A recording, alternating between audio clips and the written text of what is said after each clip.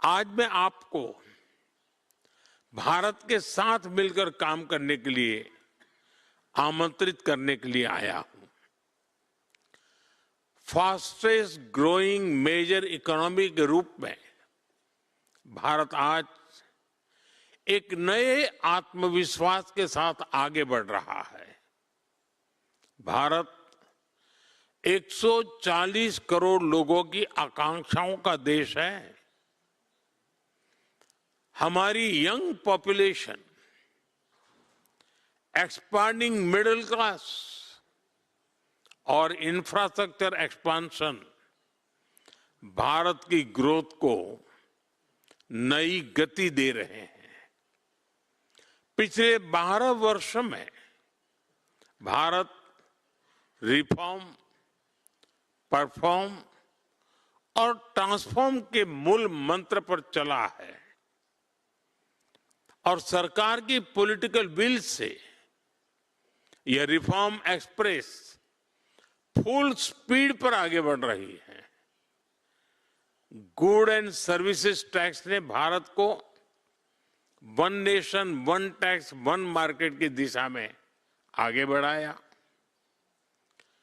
Insolvency and bankruptcy code से business culture में accountability आई। Corporate tax reforms ने manufacturing को कॉम्पिटिटिव बनाया। लेबर कोड्स ने कंप्लायंस को सरल और ट्रांसपेरेंट बनाने की दिशा दी। एफडीआई रिफॉर्म्स ने अनेक सेक्टर को ग्लोबल कैपिटल के लिए खोला है। पीएलआई स्कीम्स ने electronics, pharma, auto components, solar modules, telecom, textiles जैसे कई सेक्टर्स में मैन्युफैक्चरिंग मोमेंटम बनाया। हमने कंप्लायंसेस का बोझ कम किया है। हजारों आउटडेटेड रेगुलेशन समाप्त किए हैं। ईज ऑफ डूइंग बिजनेस को गवर्नेंस का हिस्सा बनाया है।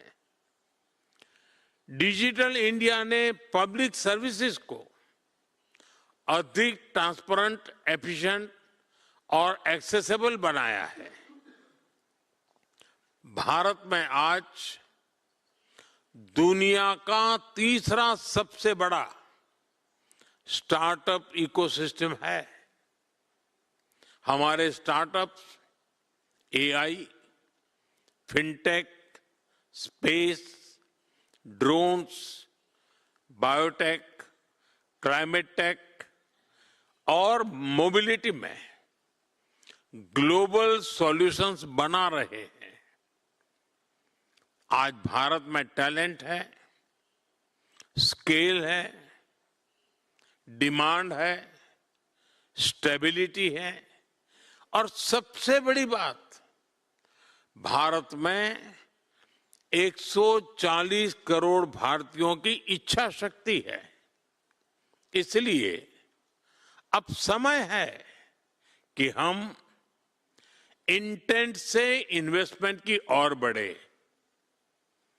इस विषय में मैं आपके सामने 5 सुझाव रखना चाहता हूं। पहला, टेलीकॉम और डिजिटल इंफ्रास्ट्रक्चर,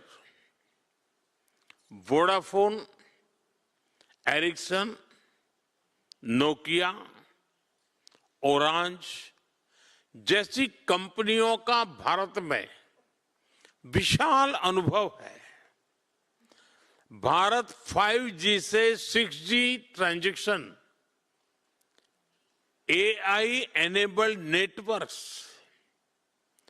सिक्योर कनेक्टिविटी और डिजिटल इंक्लूजन में बड़ा पार्टनर बन सकता है।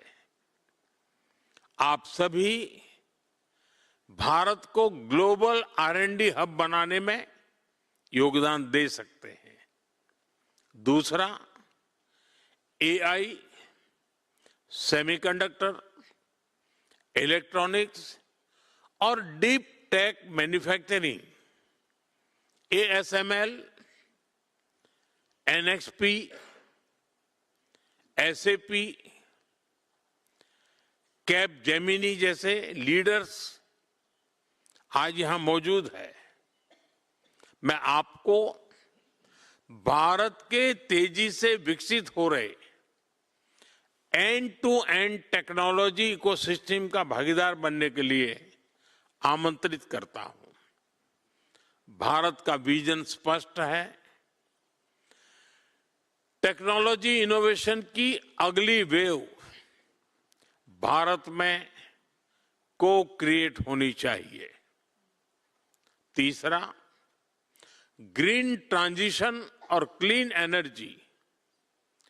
अनिश्चित ग्लोबल एनवायरनमेंट में भारत एनर्जी सिक्योरिटी और क्लीन एनर्जी कैपेसिटी को मजबूत करने पर फोकस कर रहा है। एनजी, टोटल एनर्जीज, शेल, यूमिकोर जैसी कंपनियां clean energy, hydrogen, energy storage, EV और डीकार्बनाइजेशन में लीडर्स हैं। आप भारत में बड़े पैमाने पर निवेश कर सकते हैं। चौथा, इंफ्रास्ट्रक्चर, मोबिलिटी और urban transformation. Volvo, Maersk, Airbus, साब, आर्सेलर मित्तल और हाइडेलबर्ग, इन सबके एक्सपर्टाइज भारत के ट्रांसफॉर्मेशन से सीधे जुड़ती है।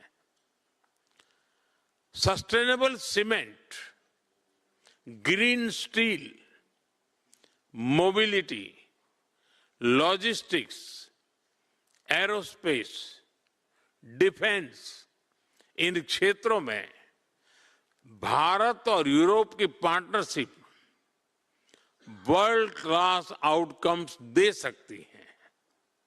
पांचवा, हेल्थ केयर और life science. AstraZeneca, Roche, Merck, Philips, Nestle और यूनिलीवर जैसी कंपनियों का भारत में पुराना संबंध रहा है।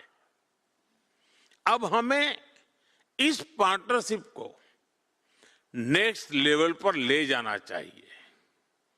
Vaccines, cancer care, digital health, nutrition और मेडिकल डिवाइसेस में बहुत बड़ा स्कोप है।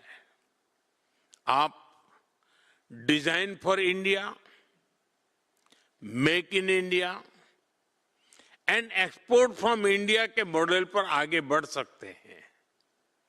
समय की सीमा के कारण मैं यहां उपस्थित सभी कंपनियों का नाम नहीं ले सका, लेकिन भारत के अवसर सभी के लिए हैं और मेरा निमंत्रण भी आप सभी के लिए है। फ्रेंड्स, इन सुझावों के बाद मैं आपके सामने एक चैलेंज भी रखना चाहता हूं। क्या यहां मौजूद हर कंपनी भारत के लिए एक नया बड़ा कमिटमेंट कर सकती है? क्या हम अगले 5 वर्षों में भारत में शुरू किए जाने वाले फ्लैगशिप प्रोजेक्ट्स की पहचान कर सकते हैं? भारत सरकार इन सभी प्रोजेक्ट्स को समयबद्ध तरीके से पूरा करने में आपकी पूरी मदद करेगी। हम इन सभी प्रोजेक्ट्स की नियमित समीक्षा करने के एक इंस्टीट्यूशनल व्यवस्था भी बना सकते हैं।